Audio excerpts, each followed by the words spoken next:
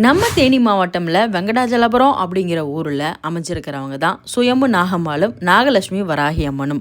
புற்றுகள் புடைசூழ காட்சி கொடுத்து வர்ற மக்களுக்கு குழந்தை வரங்களையும் நாம் என்ன வரம் கேட்குறோமோ அதை கொடுத்து நம்மளோட பிணிகளை தீர்க்கிற சக்தி வாய்ந்த சுயம்பு நாகசக்தியாக மக்களுக்கு அருள் கொடுக்குறாங்க.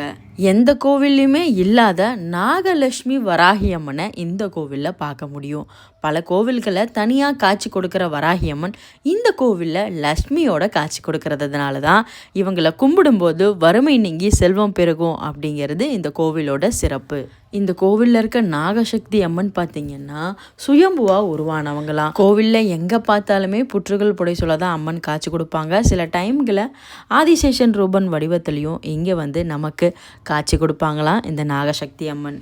இப்படி பல சிறப்புகள் கொண்ட இந்த கோவிலில் அமாவாசை பௌர்ணமி நாட்களில் வாக்கு சொல்லி மக்களோட குறைகளுக்கு தீர்வு கொடுக்குறாங்க சித்தர் நாகசக்தி அம்மா. இந்த கோவிலில் வர்ற மக்கள் பசியோட போகக்கூடாது அப்படின்ட்டு அன்னதானமும் பண்ணுறாங்க. அதுவும் இன்னொரு சிறப்பு.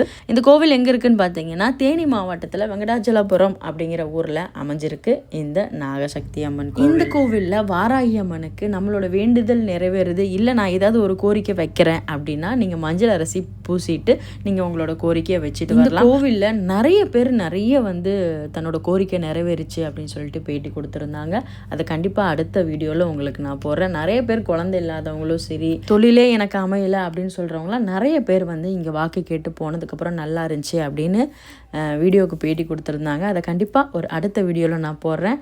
நீங்கள் கண்டிப்பாக ஒரு நல்ல கோவில் திருமண தடையாக இருக்குது எனக்கு போகணும்னு நீங்கள் நினச்சிங்க அப்படின்னா நீங்கள் தாராளமாக இந்த கோவிலுக்கு போகலாம். நன்றி. நமச்சிவாய.